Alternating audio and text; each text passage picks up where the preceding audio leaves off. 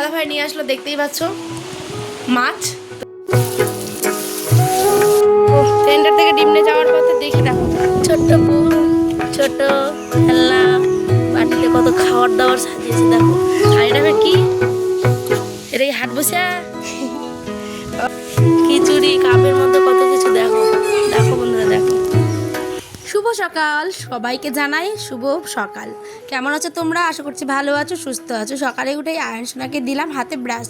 আমার সোনা বাবা কিন্তু নিজে থেকেই ব্রাশ করে জানো, তারপরেও আমি ওকে একটুখানি চেষ্টা করি ভালো করে করিয়ে দেওয়ার। আমি এবার ব্রাশ করতে করতে আসলাম কলপাড়ে। সকালে উঠেই দেখি মোটরে কিন্তু জল নেই, একদম খারাপ অবস্থা আমাদের। দেখো প্রত্যেকের কাপড় চোপড় কিন্তু কলের মধ্যেই ধুচ্ছে, তাই এখন লাইন দিয়ে জল নিতে হয়। নিজের বাড়ি থাকলেও কিন্তু মানে লাইন দিয়েই জল নিতে হয়, কারণ আমাদের বাড়িতে অনেক লোক এই নেয় তো ওই দাঁড়িয়ে থাকে, এই নেয় তো ওই দাঁড়িয়ে থাকে, এই হচ্ছে কি ব্যাপার জানো। তো চলো এখানে যে আয়নের দাদি ও এখানে কাপড় চাপড় ধুচ্ছে, আর আমি এখানে কিন্তু জলটা নিয়ে সাইড দিয়ে চলে যাবো। এই জলটা নিয়ে যাচ্ছি আয়নকে মুখ ধুয়ে দিব, আরও কিছু প্রয়োজনীয়, জানোই তো জলের কত দরকার। আর মোটরে যখন জল না থাকে তখন কতটা কষ্ট হয়। ভাগিস এই টিউবওয়েলটা ছিল, নাহলে তো লোকের বাড়ি যেতে হতো জল আনতে। তো যেমন কথা তেমন কাজ, আমি কিন্তু চলে যাচ্ছি এখন জল নিয়ে ঘরের দিকে। আর আমার আয়ান দেখো আমার পিছু পিছু যাচ্ছিলো টিউবওয়েলে মুখ ধুতে। আমি বললাম না বাবা যাস না, তোকে বললাম আয় বাবা ঘরের মধ্যে, আমি তোকে ভালো করে হাত মুখ কিন্তু ধুয়ে দিচ্ছি। ওকে ভালো করে হাত মুখ ধোয়ার পরেই চলে গেলাম ভাত বসাবো বলে কলের মধ্যে প্রেসার কুকার আর একটুখানি চাল নিয়ে। প্রেসার কুকারটা গতকাল রাত্রের আর কি খাওয়া হয়েছিল, কিন্তু মাজা হয়নি।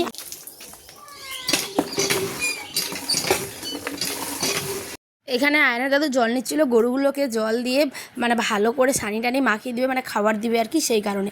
এখানে দেখো আমি কিন্তু প্রেশার কুকারটা মেজে নিচ্ছি, আর একটুখানি চালও নিয়ে গেছি সাথে, ধুয়ে একদম প্রেশারে কিন্তু ভাত বসিয়ে দিব। জানো তো সকালবেলাটা কিন্তু হাজার ব্যস্ততার মধ্যে শুরু হয়। এই কাজ করো তাড়াতাড়ি করে আয়নার বাবাকে খাওয়া রেডি করে দাও, সে আবার খেয়ে দিয়ে যাবে, এদিকে ছেলে উঠলে ওকে পরিষ্কার করো, নিজে পরিষ্কার হও। মানে জানোই সকালবেলাটা যাদের স্বামীরা বাইরে যায় তারা বউরাই জানে যে কত কষ্ট করে সকালবেলাটা ম্যানেজ করতে হয়, তাই না? যদিও বা সারাদিনের জন্য এখন যাচ্ছে না, দুপুরে আবার চলেও আসবে। তো যাই হোক দুপুরে আবার রান্না করব। এখন আমি দেখো প্রেসার কুকারটা ভালো করে ধুয়ে নিচ্ছি কলে ঠান্ডা জল দিয়ে, আর এবার কিন্তু চালগুলোকেও ধুয়ে নিচ্ছি। চালগুলোকেও ধুয়ে নিচ্ছি, একদম সামান্য অল্পখানি চাল।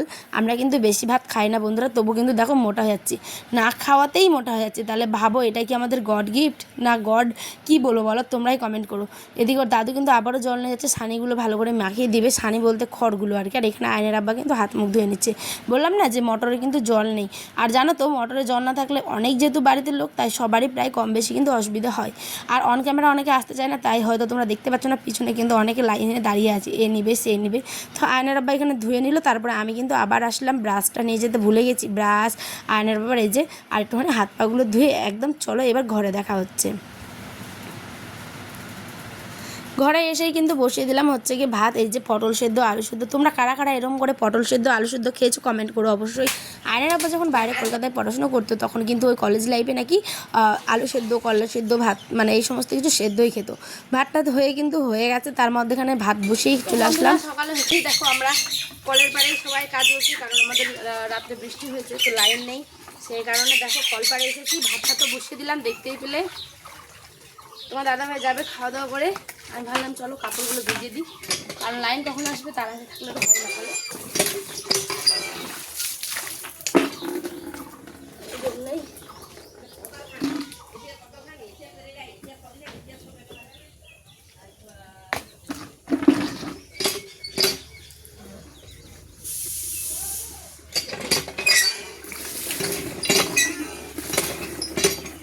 কাপড়গুলোকে এখানে ভিজিয়ে দিচ্ছি বালতিতে। আর এখানে দেখো আয়নের কিছু জামা আর একটা প্যান্ট ছিল, কিছু বলতে একটাই জামা, কালকে একদম কাদা মাটি লাগিয়ে জামাটার একদম অবস্থা খুবই খারাপ করে দিয়েছে। ওটাকে আগে জল দিয়ে ধুয়ে তারপরে আবার বাবার কিছু ট্রাউজার কিছু সাদা জামা এগুলো ছিল সমস্ত কিছু ধুয়ে চলে আসলাম ঘর গুছাতে। কারণ কি বলতো, ঘরটা এখনও গুছানো হয়নি, সকালবেলা থেকে বাসি বিছানা কতক্ষণ। দেখো আমার হাজব্যান্ড কিন্তু বেশ শুয়ে শুয়ে খবর দেখবে, মোবাইল দেখবে, বিছানাটা যেদিন বলবো সেদিন গুছাবে, নয়তো নয়।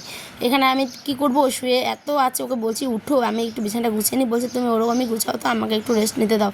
যেহেতু ওর কয়েকদিন ধরে যাবতীয় শরীরটা একটু খারাপ হচ্ছিলো সেই জন্যই। তাই দেখো আমি কিন্তু এখানে আমার মানে কম্বল বালিশ এই সমস্ত কিছু গুছিয়ে নিচ্ছি। আর তোমার দাদাভাই কিন্তু উঠে গেছে, উঠে ওকে বললাম যাও জলটা নিয়ে আসো কল থেকে। এক গ্লাস জল আমি ঢেলে রাখলাম, এটা মোটরেরই জল ছিল, আয়নকে যেহেতু খাওয়াবো কলের জল খাওয়াবো না সেই কারণে। এবার তোমার দাদাভাই উঠে গেল জল আনতে, আর এইদিকে আমি বিছানাটা ঝেড়ে পুরো পরিষ্কার করলাম। একটু মাছ ছিল যে রাত্রেরই, এটাকে গরম করে দিলাম। এই যে পটল সিদ্ধ, আর এই যে মাছ ভাত। চলো খাবার খাবে এখন সবাই, মানে অত বাজে যায় না দেখছে।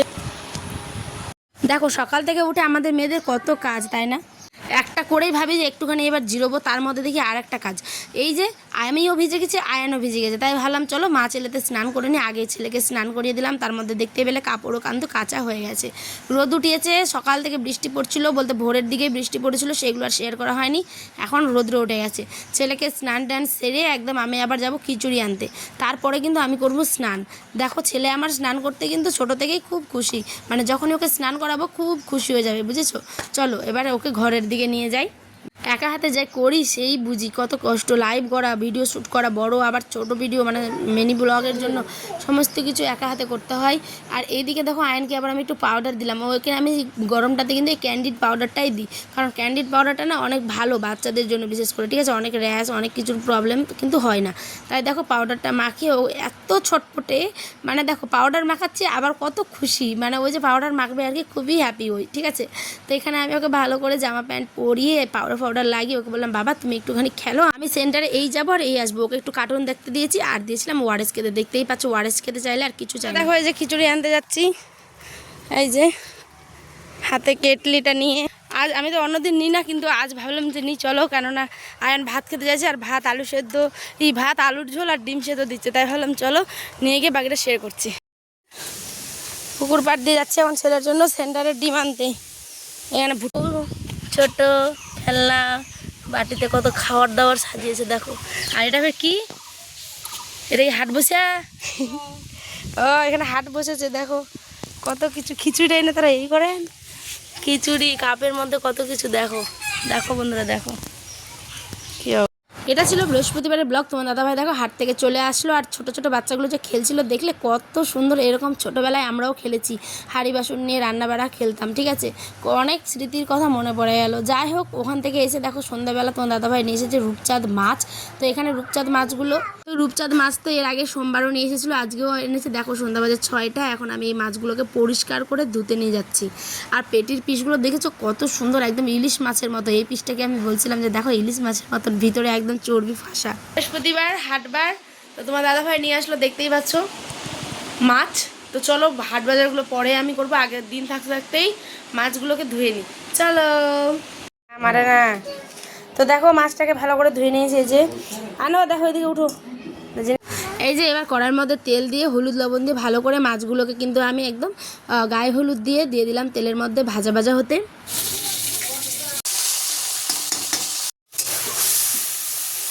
এবার মশলা টশলা কষিয়ে ভালো মতো কিন্তু একদম মাছগুলো দিয়ে ভালো করে কিছুক্ষণ কষাবো, তারপরে কিন্তু জল দিয়ে নামিয়ে নেব হচ্ছে তরকারি।